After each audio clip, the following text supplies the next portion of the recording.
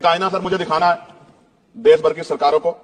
यही अभी 12 फरवरी को सदगुरु रविदास जी महाराज की जयंती है और 14 अप्रैल को बाबा साहब अम्बेडकर की, 11 अप्रैल को राष्ट्रपिता ज्योतिबा फुले। इनको मानने वाले लोग नए कार्यक्रम करना चाहते हैं। अभी जिस विचार की सरकार है सर वो तो कोई कार्यक्रम कर लें, लेकिन अगर ये कार्यक्रम करना चाहते हैं तो इनको कोई छूट नहीं है और नई परमिशन नहीं मिल रही है। जानना चाहता हूं क्या सरकारी पैसे पे एक ही धर्म का अधिकार है?